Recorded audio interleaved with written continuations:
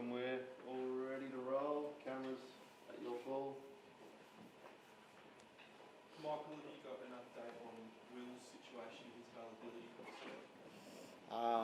Right now, from the conversations we've had with Paris, they're not releasing him. So we'll have another crack and see what we can do. But it seems unlikely that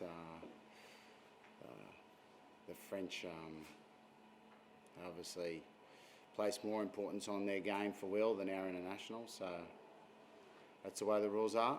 We'll just have to deal with it. Does the Grand Slam not being allowed to change things at all? No, not at all. No, we didn't ask until today.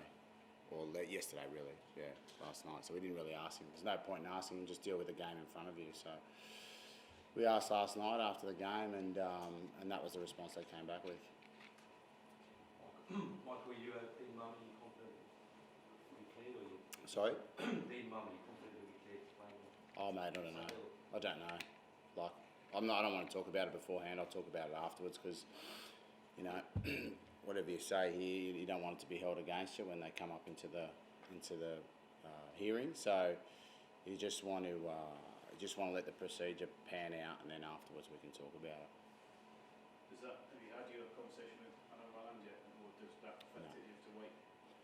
No, I haven't. You hoping to have it today, or? No, I don't think so. I doubt it. He hasn't got back to me, so I doubt it. Oh, so you don't think it'll happen?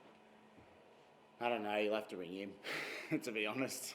Okay, so I've got nothing. Yeah, no, I've got nothing from him. So you'll have to ring him and ask him where it's at.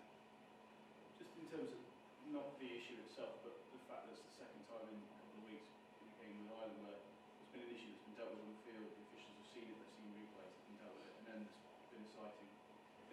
Everyone must be frustrated with the fact that if it looks like it's dealt with it, we should be able to deal with it. Oh, mate, the sighting thing is done by a different. It's not the referee. It's done by a different. The referee dealt with it on the field, and you know, in the report, he's had no further comment on it. So it's obviously the sighting officer, the off-field referee, who's decided that Dean has committed some offence that the on-field referees didn't see. So. Look, that's what they do, and they'll take it to it. We'll get our defence right, and all going well, he'll get cleared. It's like you said, you don't really know when you go into those meetings. So shouldn't Mumm be making himself available to you if he wants to? Like I said, you'll have to talk to him about it. I can't answer questions on his behalf. I made my calls the other night, and you know, see, the ball's in their court now, and if they do want to get back to us, I don't know, you know, so. We'll just see what happens. I've got to think more about what's happening this weekend than last weekend right now. So sorry to ask another question. So where did you go, Michael? Did you just send an email to him, or? I went through the channels that we wanted to go through. So.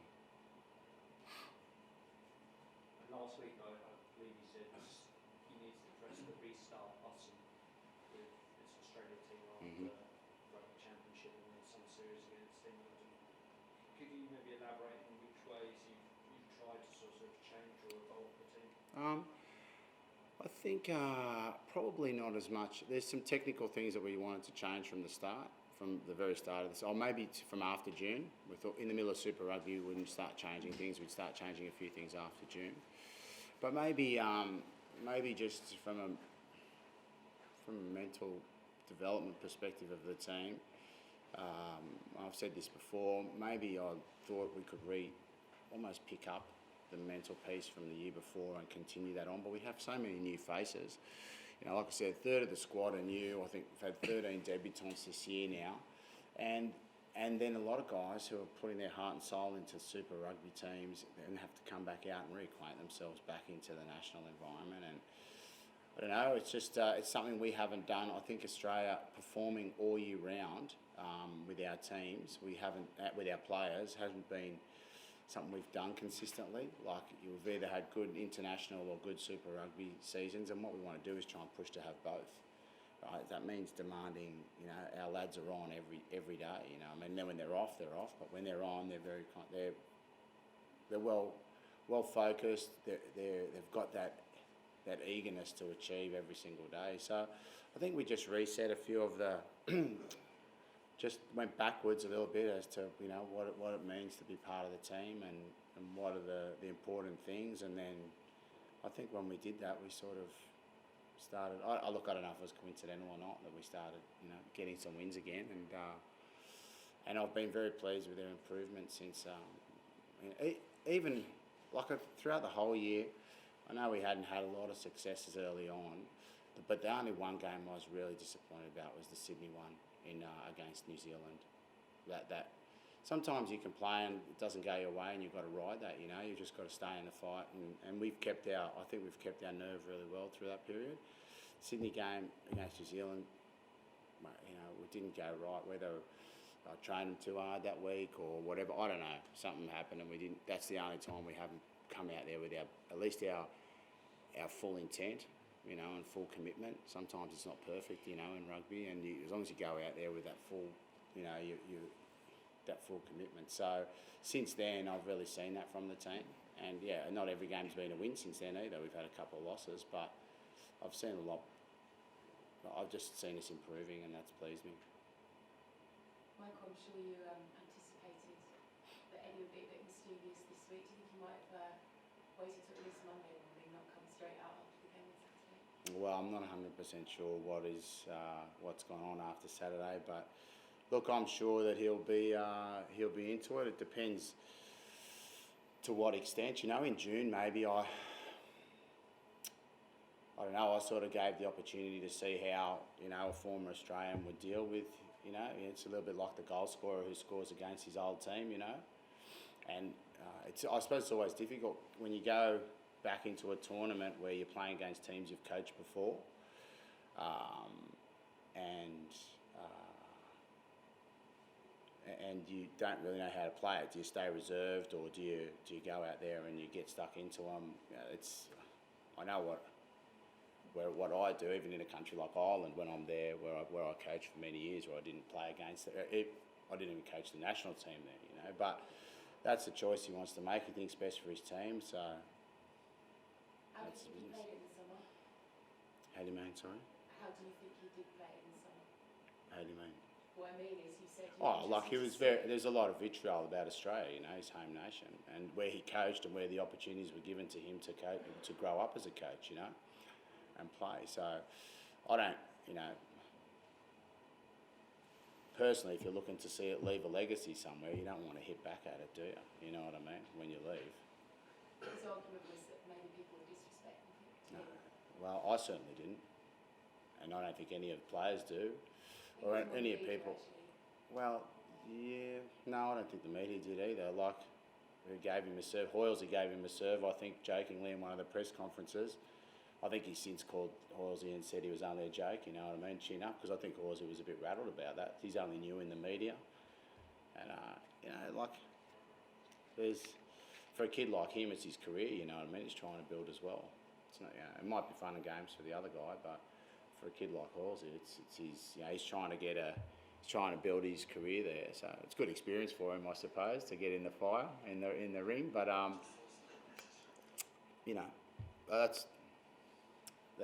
I don't think there's any disrespect from anyone at our end, but that's the way she rolls, isn't it? Do you think it's maybe a bit ironic that you can't get hold of Alan, or Alan, that he apparently can get hold of Yaku quite quickly next week? It's probably a little bit where Australia's at the moment, and we don't have a lot of referees on the board of the panel.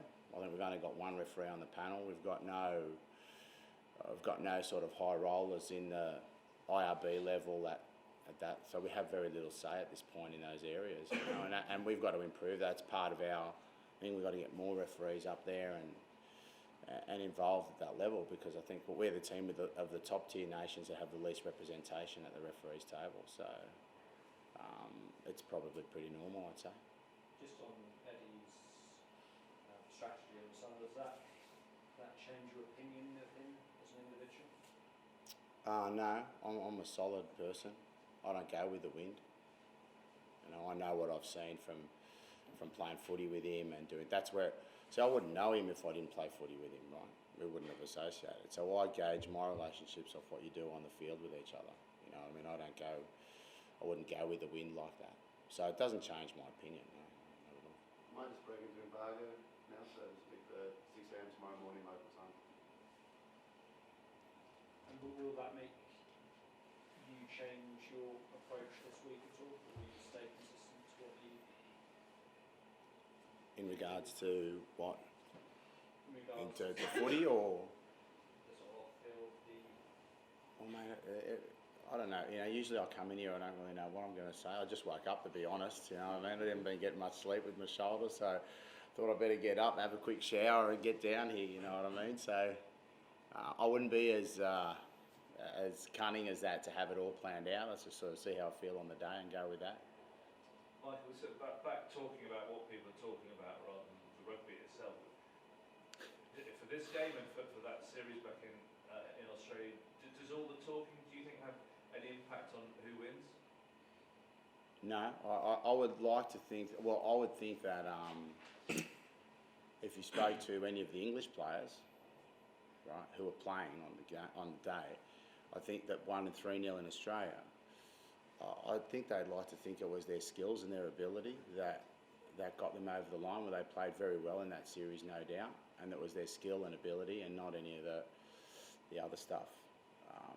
But maybe they think it isn't. I don't know. I'm not sure, but I wouldn't certainly not want my players to think that I was winning them games off the field through that stuff. I'd like to think it's their skills and their ability that wins on the field, because that's what it is in truth. You explained your attitude when you're coaching in Ireland. You sort of obviously have a connection there. I mean, do you think this is all good fun and stuff sort of about the game, putting it out there, having everyone talking about it, or do you think it's not really what rugby should be about? I'm not. Each to their own, you know. I'm certainly not judgmental on that front. Each to their own, you know. We want, I suppose, maybe we're naive, idealistic, I don't know. We want rugby in Australia, which has struggled for quite a while. And we want the Wallabies to be, you know, loved because of the way we play footy, you know what I mean? And maybe that won't happen, I don't know. Maybe that won't happen. But without an ideal, or without that, I think that's what we want. We need in Australia. We've talked about trying to unify our game, and if the way that we play our footy starts to get people around the table a bit more, and you know, gives them a reason to get together, the different factions that might be in Australian rugby, then that's what we want to do, because we need to be united. We don't have the same situation as over here, lots of money and all that business. We're well and truly on the back foot there around those things, and we're losing a lot of our players to here anyway. So if we can make that happen by people getting up in the morning and watching us play because they're into it, you know what I mean, and they enjoy it, and then they're prepared to sit around a table, which I know has happened recently, but between, you know, some of the different groups, you know, in Australian rugby, which I've seen has happened recently, and they're trying to work out a better solution for the future, then that's a good thing.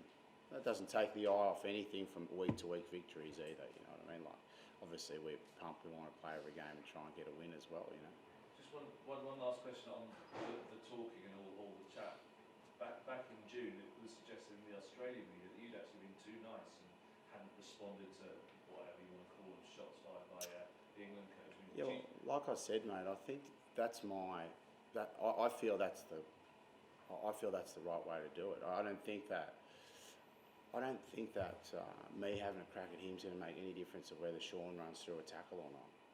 I don't know what you reckon, mate. You know, just here as a pretty face. But geez, we brought the wrong bloke, I'll tell you. Mate, I don't see, like, it's all. I just you know, reacted the way I think that I would react, and I don't think that I can on the day how I feel. You know what I mean? If there's certain things like what he said, for example, I know that Chris told me before he come in that he's been having a crack, that he wants to talk about our scrum because we're cheating in the scrum. I think that an important thing there to note is that he's got to be looking at his own players, because they're the ones that got the penalty try against them and a prop in the yellow card, and that same prop's been infringing the law since his career started, probably, if not, you know, all of this year, right? But if he thinks that the refs are that naive to take the strategy, well, if he has a go at our scrum, they'll forget about his guy. Well, then that's up to the ref. That's not up to me. Nothing I say can make a difference about that. It's up to the referee to see whether he gets influenced by that. Really, after the guy's been boring in and falling down. Now all of June in the series that we played against them and all the other, that's his tactic. And if he thinks that me saying something back about that's going to change the referee's mind, well, that's totally up to the ref. And I don't think the ref should be influenced like that anyway. Do you reckon he meant that though? Because obviously when the questions were raised about Dan Cole in the summer, there was a lot of the Australians put together a lot of evidence and a big argument and pictures on TV and everything. But we asked Eddie, so what is it that they do? And he said, The who does us? Yeah. We said, what do the Australians do illegally? And he said you'll have to ask them. Mate, nothing. We scrum square. We've got an Argentinian scrum coach, and all we do is scrum square, right? And try to get as much weight as possible. Right? It's not. We would be. It would be. It's very obvious from the clips if you want to watch them instead of all the vitriol that goes around. If you really look at the clips properly, they'll tell you the story. But the question is, it's that might be a little bit of too much going backwards. I can show you 1,000 clips if you want to. You know what I mean? That we clip off. You know, and sometimes we're not strong enough to keep up the scrumming square because it demands a lot more. You've got to work a lot harder. And you've got to try and stay up, and you can be, if a guy turns in, your feet can get too far back and you can fall over if he turns in on that angle and pulls down on the bind. That's all it is. You know, and I think that in the summer, that's what happened to Scotty and James, that they, that Cole's experience in that way and turning in and pulling down just got the better of them, you know what I mean? And they weren't able to deal with it. And so, we're still scrum the same way and do the same things we do. And once again, it'll be up to the referee as to who he believes. If he wants to be influenced by the other chat that we're the ones scrumming illegally when they're the guys that had the penalty try and the scrum and the yellow card against them, then it's really up to him. Eddie said that he'd invite you along to meet Piper as well. Is that something that you would be willing to do? Well, how could I refuse an invitation from the great man, you know what I mean? He's running IRB now, he's organising the meetings for the refs and for Australian team and everything like that. It was funny when that happened, it's funny how your tune changes, because in the summer when we asked for those meetings, you know what I mean, he was blowing up, he stormed out of one, So I don't think the refs liked them either, to be honest, those meetings. But they're the rules, so we were only asking for what the rule is, because like I said, we don't seem to have a lot of influence in that area, so we're just trying to stay in the fight somehow there by saying let's at least be in the meetings so we can't, because we're not sure why that's happening.